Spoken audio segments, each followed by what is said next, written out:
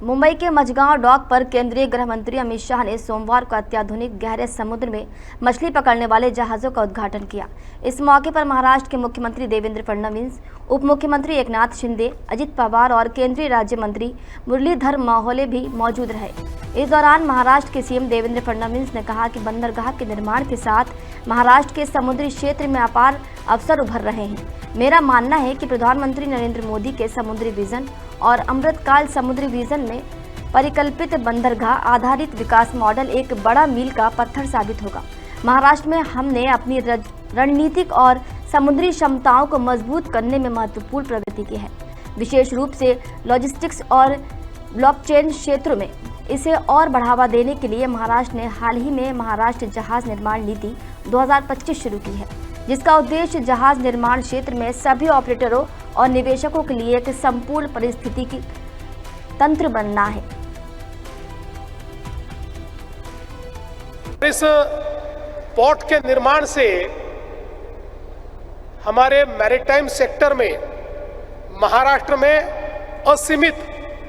इस प्रकार की संभावनाएं तैयार हो रही है। मैं ऐसा मानता हूं कि पोर्ट लेड डेवलपमेंट का जो मॉडल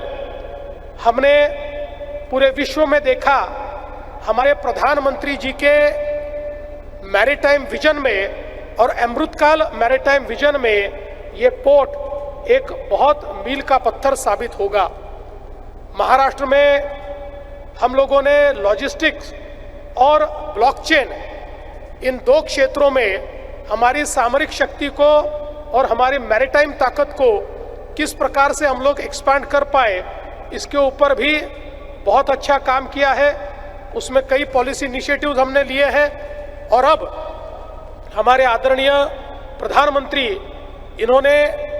जो एक मार्ग दिखाया है कि जिसमें शिप बिल्डिंग में महाराष्ट्र और देश आगे बढ़े, इसके लिए महाराष्ट्र ने अभी एक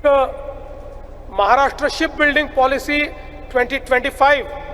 ये शुरू की है और इस पॉलिसी के तहत एक बहुत ही रोबस्ट पॉलिसी फ्रेमवर्क हमने शिप बिल्डिंग के क्षेत्र में समूचे जो